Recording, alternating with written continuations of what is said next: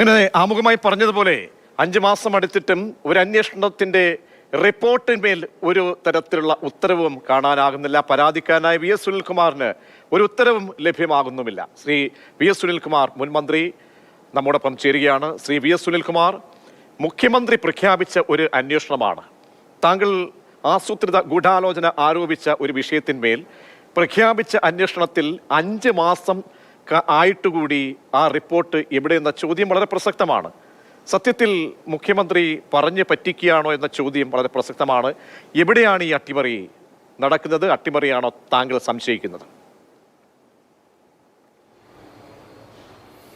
നമ്മൾ മുഖ്യമന്ത്രി പറഞ്ഞു പറ്റിക്കുകയാണോ എന്ന ചോദ്യത്തിനൊന്നും യാതൊരു പ്രസക്തിയില്ല. അങ്ങനെയൊന്നും പറ്റിക്കുന്നൊരു വ്യക്തിയായിട്ടല്ല ഞാൻ അദ്ദേഹത്തെ ഒന്നും കണ്ടിട്ടുള്ളത്.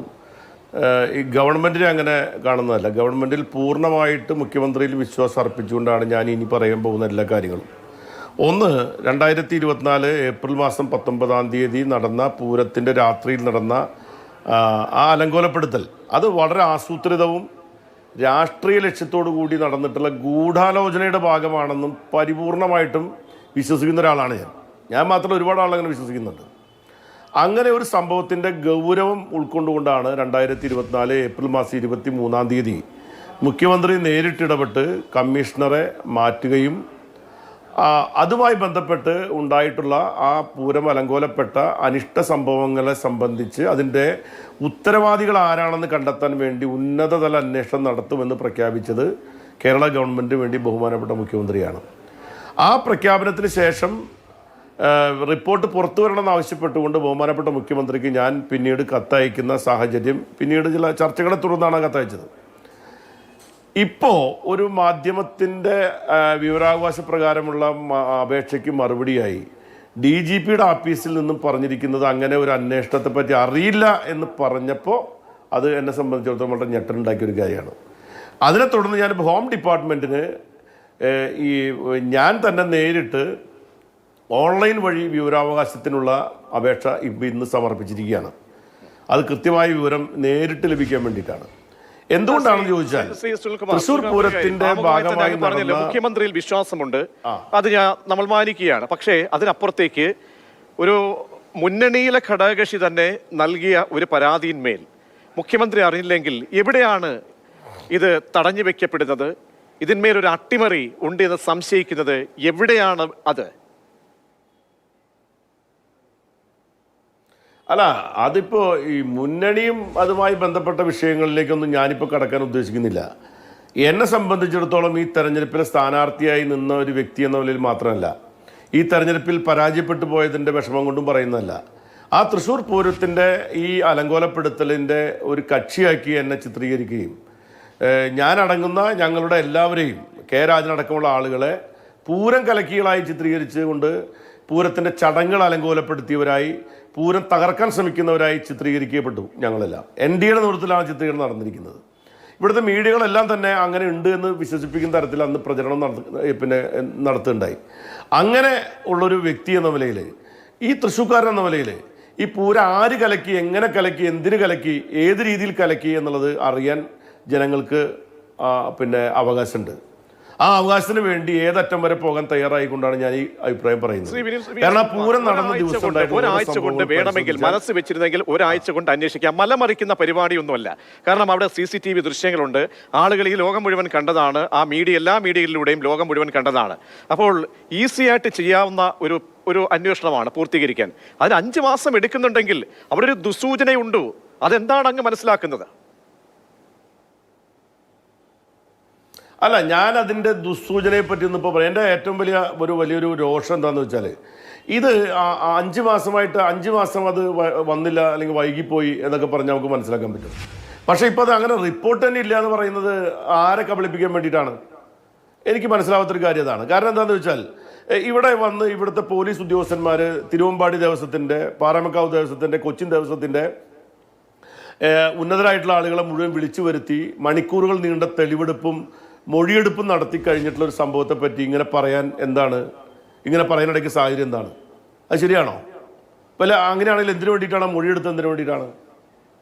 ഇവിടെ ഈ പൂരം നടന്ന ദിവസം അല്ലെങ്കിൽ പൂരം അലങ്കോലപ്പെട്ട ആ സന്ദർഭം നടന്നിട്ടുള്ള ആ സ്ഥലത്ത്, എല്ലാ സ്ഥലത്തും പൂരം പരിപൂർണമായിട്ടും CCTVയുടെ സർവൈലൻസ് ഇരിക്കുന്നൊരു പൂരമാണ് തൃശ്ശൂർ പൂരം എന്ന് പറയുന്നത്. പോലീസിൻ്റെ CCTV ആണ്. അവിടെ നടന്ന CCTV അടക്കമുള്ള കാര്യങ്ങൾ പരിശോധിച്ച് ഇതിൻ്റെ വസ്തുത പുറത്തു കൊണ്ടുവരാനുള്ള ഉത്തരവാദിത്തം സംസ്ഥാന ഗവൺമെന്റിനും പോലീസിനുള്ളതല്ലേ? അപ്പൊ ഈ തൃശ്ശൂർ പൂരത്തിനകത്ത് പതിവിൽ നിന്ന് വ്യത്യസ്തമായി ചർച്ച നടത്തിയെന്നും ഡീൽ ഉറപ്പിച്ചുമെന്നും ആരോപണം കേൾക്കുന്ന ആരോപണ വിധേയനായിട്ടുള്ള CPI അദ്ദേഹത്തെ മാറ്റണം, ADGP മാറ്റണമെന്ന് പറയുന്ന MR അജിത് കുമാർ ആ കസേരയിൽ തന്നെ ഇരുന്നു കൊണ്ടുള്ള അന്വേഷണം അത് വിശ്വാസയോഗ്യമാണോ? അല്ല, ഇത് പിന്നെ വേറെ ചില ഡീലുകളെ പറ്റി പറയുന്നതിനോടൊന്നും എനിക്ക് യാതൊരു അർത്ഥത്തിൽ അതുമായി ബന്ധപ്പെട്ട ചർച്ചയിൽ എനിക്ക് യാതൊരു താല്പര്യമില്ല. അതൊന്നും വസ്തുതയാണെന്നുള്ള ഞാൻ വിശ്വസിക്കുന്നത്. പക്ഷെ ഒരു കാര്യം ഉറപ്പാണ്, ഇവിടെ പൂരം അലങ്കോലപ്പെട്ടതിൻ്റെ ബെനിഫിഷ്യറീസ് എന്ന് പറയുന്നത് വളരെ വ്യക്തമാണ്. അവരാണ് ഈ പ്രശ്നത്തിൽ ഇടതുപക്ഷത്തിനെതിരായി ഏറ്റവും വലിയ ആരോപണം ഉന്നയിച്ചത്. അത് ഇപ്പം നമുക്കറിയാം, തൃശ്ശൂർ പൂരത്തിൻ്റെ കുടമാറ്റം നടക്കുമ്പോൾ അവിടെ ശ്രീരാമൻ്റെ അല്ലെങ്കിൽ രാംലല്ലയുടെ പടം വെച്ചതിൻ്റെ പേരിൽ കുഴപ്പമുണ്ടായി. പ്രശ്നം ഉണ്ടായി? ആരും പ്രശ്നം ഉണ്ടാക്കിയില്ലല്ലോ. തൃശ്ശൂർ പൂരത്തിന് പിന്നെ കുടമാറ്റത്തിന് എത്രയോ തവണ എന്തൊക്കെ അവരെ വിശ്വാസികൾ, അവിടുത്തെ പാറമക്കാവ് തിരുവമ്പാടി ദിവസക്കാരൊക്കെ തന്നെ അതാത് കാലഘട്ടത്തിലെ പ്രത്യേകതകൾ വെച്ചുകൊണ്ടുള്ള പിന്നെ ഇതൊക്കെ കുടമാറ്റത്തിന്റെ ഭാഗമായിട്ട് ഉയർത്താൻ ആരെങ്കിലും പ്രതിഷേധിക്കാറുണ്ടോ? കമ്മീഷനെ മാറ്റാൻ വേണ്ടിയാണ്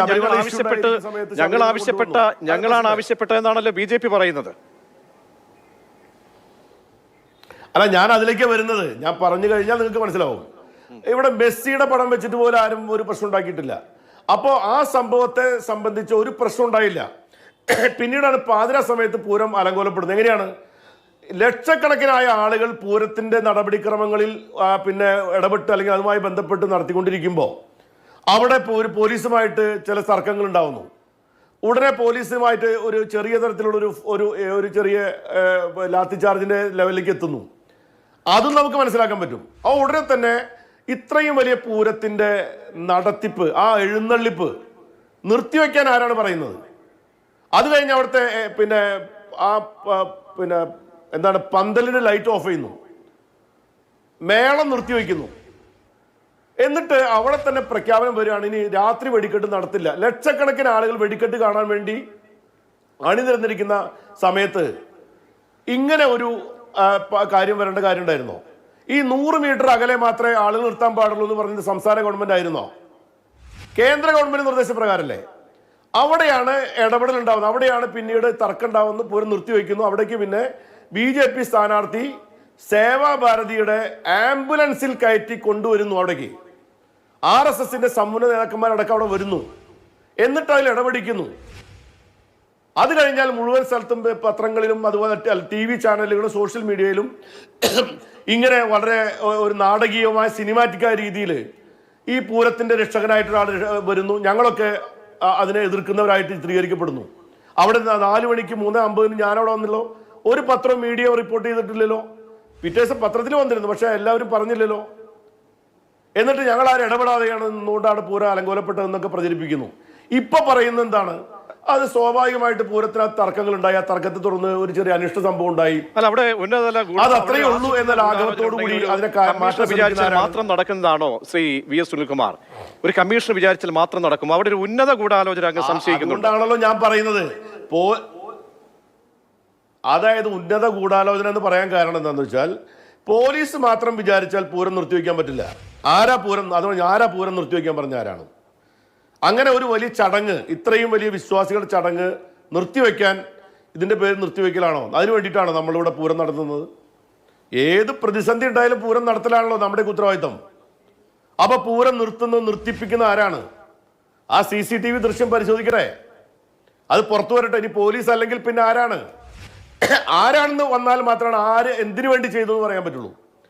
എന്തിനു വേണ്ടി ആര് കൂടി ചെയ്തു എന്ന് അറിയണമെങ്കിൽ അങ്ങനെ പോയാലും ഈ പരാതി കൊടുത്തിട്ട് 4-5 മാസമാവാൻ പോകുന്നു, അല്ലെങ്കിൽ അന്വേഷണം പ്രഖ്യാപിച്ചിട്ട് 4-5 മാസമാകാൻ പോകുന്നു.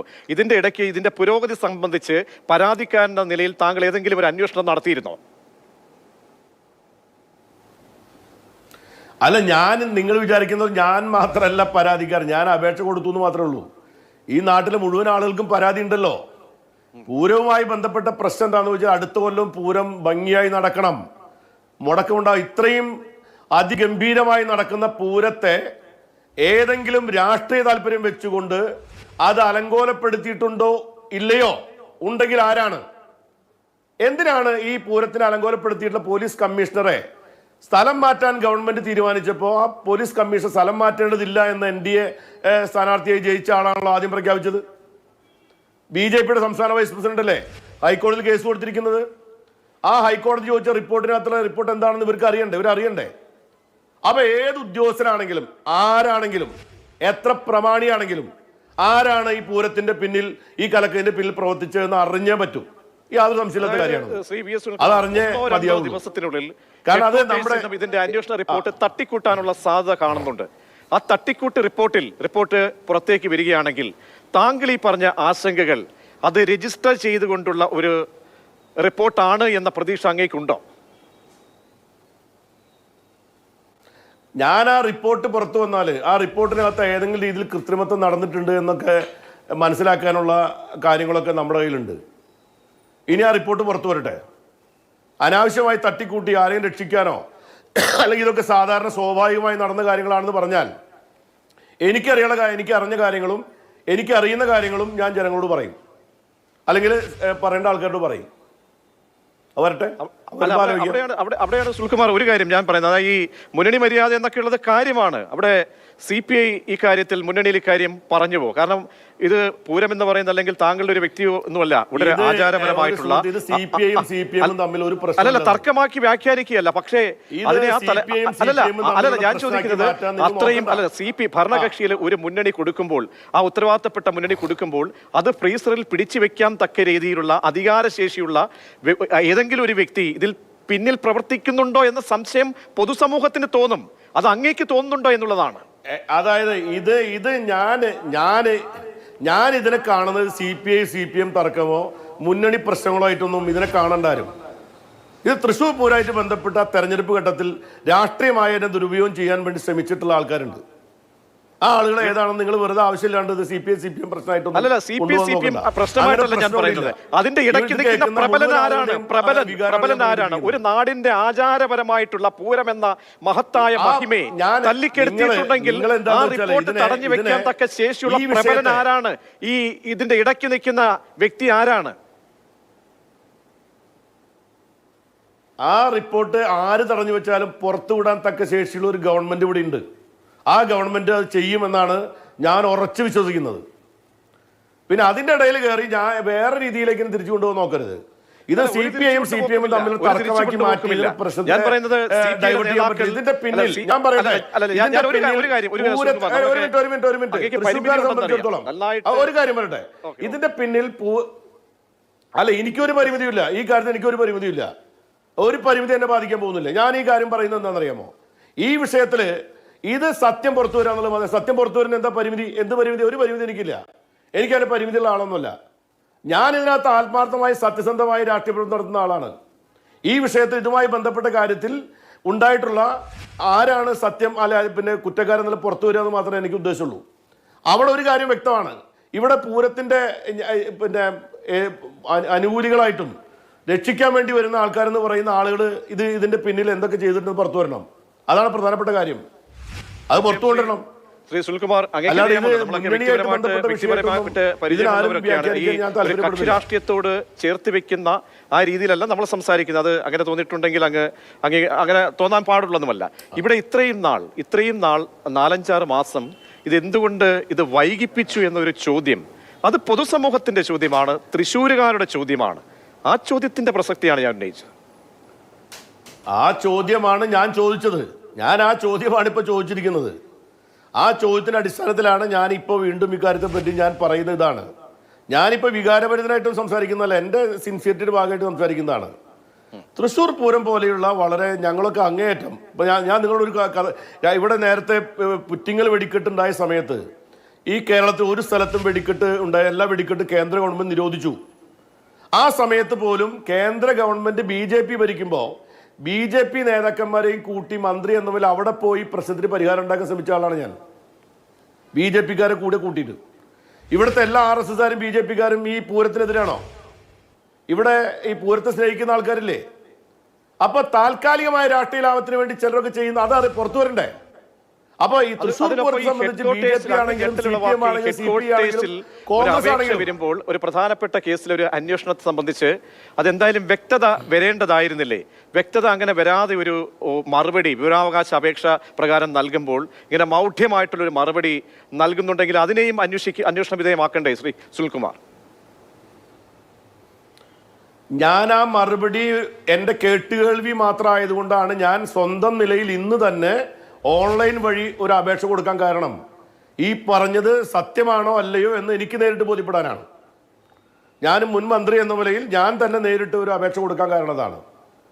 ഒറ്റ കാര്യം മാത്രമേ ഉള്ളൂ, സംസ്ഥാന ഗവൺമെന്റ് ഭാഗത്തുള്ള നടപടി എന്താണെന്ന് ജനങ്ങൾ അറിയണം, ആ അറിയിക്കുക എന്നുള്ളതാണ്. ഞാൻ ഈ മുന്നണിയുടെ ഭാഗമാണ്, ഗവൺമെന്റിന്റെ ഭാഗമാണ്, അല്ലാതെ ഗവൺമെന്റ് എതിരായിട്ടോ മുന്നണിക്കെതിരായിട്ട് പറയുന്ന കാര്യങ്ങളല്ല. അതുകൊണ്ട് ഇക്കാര്യത്തിൽ യാതൊരു തരത്തിലും മറ്റ് താല്പര്യങ്ങളൊന്നുമില്ല. ഇത് ജനങ്ങളെ അറിയിക്കുക എന്ന താല്പര്യം മാത്രമേ ഉള്ളൂ. ജനങ്ങൾ അറിയണം, അറിഞ്ഞേ മതിയാകൂ എന്തുകൊണ്ടാണ്. അപ്പൊ ഇതിനെ ഒരു ലാഘവത്തുണ്ടാക്കാൻ ആരെയും ശ്രമിക്കുന്നത് ഇത് സാധാരണ സംഭവമല്ലേ? ആ പൂരത്തിനകത്ത് ഒരു തർക്കം ഉണ്ടായി, തർക്കത്തിനെ തുടർന്ന് ചെറിയ ഫ്രിക്ഷൻസ് ഒക്കെ ഉണ്ടായി, അപ്പം തന്നെ തീർക്കാൻ പറ്റിയില്ല. അങ്ങനെയല്ലല്ലോ കാര്യം കണ്ടത്. അത്ര ലാഘവത്തോടുകൂടി കാണേണ്ട കാര്യമല്ല തൃശ്ശൂർ പൂരത്തിൻ്റെ കഴിഞ്ഞ കൊല്ലത്തെ സംഭവം. അതുകൊണ്ടാണ് പറയുന്നത്, ഇക്കാര്യത്തെ സംബന്ധിച്ച് സങ്കീർണമാക്കാതെ കാര്യങ്ങൾ പുറത്തു വന്നു കഴിഞ്ഞാൽ ആരാണ് എന്താണെന്ന് അറിയട്ടെ ജനങ്ങൾ. ശ്രീ സുനിൽകുമാർ, ഇങ്ങനെ അന്വേഷണം നീണ്ടുപോകുന്നു, തെറ്റായ ഒരു വിവരാവകാശ മറുപടി കിട്ടിയപ്പോൾ ഇന്ന് താങ്കൾ ഈ മുന്നണിയായിട്ട് ബന്ധപ്പെട്ട ആളുകളുണ്ട്, മുഖ്യമന്ത്രിയുടെ ഓഫീസിൽ തന്നെ ബന്ധപ്പെടാം, മുഖ്യമന്ത്രിയെ ഡയറക്റ്റ് വിളിക്കാനുള്ള ആക്സസ് ഉള്ള ആളാണ് താങ്കൾ. അങ്ങനെ എന്തെങ്കിലും കമ്മ്യൂണിക്കേഷൻ നടന്നിട്ടുണ്ടോ? ഇല്ല, ഞാൻ ആ നിലയിലേക്കൊന്നും കാര്യങ്ങൾ കൊണ്ടുപോകാൻ ഉദ്ദേശിക്കുന്നില്ല. ഞാൻ ഈ കാര്യങ്ങൾ ഇപ്പോൾ ഞാൻ ബഹുമാനപ്പെട്ട റവന്യൂ മന്ത്രിയോട് പറഞ്ഞിട്ടുണ്ട്. റവന്യൂ മന്ത്രി അതുമായി ബന്ധപ്പെട്ട കാര്യങ്ങൾ ഇടപെടുകയും സംസാരിക്കും. കാരണം അദ്ദേഹം ഇവിടുത്തെ ഈ വിഷയങ്ങളെല്ലാം നേരിട്ട് ഇടപെടുകയും പരിഹാരം ഉണ്ടാക്കാൻ ശ്രമിച്ചിട്ടുള്ള ഒരാളാണ്. അത് മുഖ്യമന്ത്രിയുടെ സഹായത്തോടുകൂടിയാണ്. അല്ല, ഇവിടെ കേരളത്തിലെ മുഖ്യമന്ത്രിയായിരിക്കുന്ന സമയത്ത് അദ്ദേഹം മുൻപ് ഇപ്പോഴും ഈ പൂരത്തിൻ്റെ ഒരു ചടങ്ങുകളെയും അദ്ദേഹം അപകടപ്പെടുത്താൻ ശ്രമിച്ചിട്ടില്ല എൻ്റെ അറിവിൽ. എല്ലാം നല്ല നിലയിൽ നടത്താൻ വേണ്ടി സഹായിക്കാതെ മാത്രമേ ഉണ്ടായിട്ടുള്ളത്. അപ്പോൾ പിന്നെ അങ്ങനെ കാണേണ്ട കാര്യമില്ലല്ലോ ഇതിനകത്ത്. അതൊന്നല്ല എൻ്റെ പ്രശ്നം. ഇതിൻ്റെ യഥാർത്ഥ വസ്തുക്കളൊക്കെ പുറത്തു വരട്ടെ. അപ്പോൾ ഈ ഒരു ചെറുകേട് ഞാൻ അങ്ങയോട് ചോദിച്ചു ഒരിക്കൽ കൂടി ആവർത്തിക്കുകയാണ്. കാരണം അത് പ്രകാശ് ബാബു ആയാലും CPI നേതാക്കളൊക്കെ ആവശ്യപ്പെടുന്ന ഒരു കാര്യമാണ്. അതായത് ഈ ക്രമസമാധാന ചുമതലയുള്ള സ്ഥാനത്ത് നിന്നും ADGPയെ മാറ്റണമെന്ന്. ഞാൻ ചോദിക്കുക, ഈ ADGP ഇരിക്കുമ്പോൾ തന്നെയാണ് ഇത് അന്വേഷണവും നടക്കുന്നത്. അപ്പോൾ ആ ഒരു ചെറുകേടിനെ താങ്കളും അതേ നിലയ്ക്ക് കാണുന്നുണ്ടോ? അല്ല, അത് ഇപ്പം ഞാൻ അതിലൊരു കക്ഷിയാവാനൊന്നും ഞാൻ താല്പര്യപ്പെടുന്നില്ല. ഇപ്പോൾ ADGP ആണ് തകർത്തതെന്നൊന്നും എൻ്റെ ഭാഗത്ത് തെളിവൊന്നുമില്ല. നമുക്കൊരു തെളിവില്ലാതെ ഏതെങ്കിലും ഉദ്യോഗസ്ഥനെതിരെ ഒന്നും നമുക്ക് വെറുതെ ആവശ്യമില്ലാണ്ട് ചാനൽ കയറി വർത്തമാനം പറയാൻ പറ്റില്ല. അപ്പോൾ അതൊക്കെ അതിൻ്റെ അന്വേഷണം വരട്ടെ. അന്വേഷണത്തിൽ തകരാറുണ്ടെങ്കിൽ നമുക്ക് പറയാൻ പറ്റുള്ളൂ. അങ്ങനെ ചെയ്യുന്ന ആളാണ് അല്ലെങ്കിൽ അങ്ങനെ നടന്നിട്ടുണ്ടെന്ന് എനിക്കെന്തോ ഉറപ്പുള്ളത്?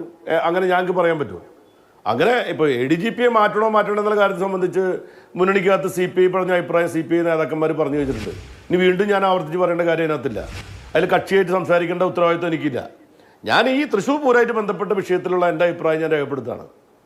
ആ വിഷയത്തെ പറ്റിയിട്ടുള്ള കാര്യത്തിൽ ഒതുങ്ങി നിന്നുകൊണ്ട് സംസാരിക്കാനാണ് എൻ്റെ താല്പര്യം. അത് ദേവസ്വങ്ങളും എല്ലാം അങ്ങയോട് ബന്ധപ്പെടുന്നില്ലേ? ദേവസ്വം അങ്ങേക്ക് ഇവിടെ തൃശ്ശൂരിൽ അക്സസ് ഉള്ള എല്ലാ കാലവും ആ നാടിന് വേണ്ടിയായാലും ആ പൂരത്തിന് വേണ്ടിയൊക്കെ അകമഴിഞ്ഞ് നിൽക്കുന്ന ഒരു വ്യക്തി എന്ന നിലയിൽ ദേവസ്വങ്ങളൊക്കെ അങ്ങനെ ഒരു കൺസേൺ താങ്കളോട് ഈ സംഭവത്തിൽ ഈ ദിവസമൊക്കെ ബന്ധപ്പെട്ടിരുന്നു? ഈ തിരുവമ്പാടി ദേവസ്വമാണെങ്കിലും പാറമക്കാവ് ദേവസ്വമാണെങ്കിലും ഏത് ദേവസ്വമായിട്ടും വളരെ അടുത്ത ബന്ധവും അവരുമായിട്ട് ഏത് കാലത്തും എപ്പോഴും നല്ല നിലയിൽ ബന്ധപ്പെട്ടുകൊണ്ടിരിക്കുന്ന വ്യക്തിയാണ് ഞാൻ. അവർക്കൊന്നും യാതൊരു പ്രശ്നവും ഇല്ല കാര്യത്തിൽ. അവരായിട്ട് ബന്ധപ്പെട്ട കാര്യങ്ങളെല്ലാം അവരിപ്പോൾ ആ ദേവസ്വം ബോർഡ് എന്ന് പറയുന്ന സംവിധാനങ്ങളുമായിട്ട് ഏറ്റവും കൂടുതൽ സഹകരിച്ചു പോകുന്ന ആൾക്കാരാണ് ഞങ്ങൾ. അവരുടെ ഏത് വിഷയത്തിലും എല്ലാ കാര്യത്തിലും ഇപ്പോൾ അവിടെ പൂരത്തിൻ്റെ തറവാടക നിശ്ചയിച്ച വിഷയത്തിലൊക്കെ തന്നെ കൊച്ചിൻ ദേവസ്വം ബോർഡുമായി ബന്ധപ്പെട്ട് തർക്കം നടക്കുമ്പോഴും ഞങ്ങളെല്ലാം കൊച്ചിൻ ദേവസ്വം ബോർഡ് ചെയ്യുന്നതാണ് ശരിയെന്ന് പറഞ്ഞവരല്ല. ദേവസ്വംകാർ പറയുന്നത് ന്യായമുണ്ടെങ്കിൽ പരിഗണിക്കുന്നു പറഞ്ഞ ആൾക്കാരാണ്.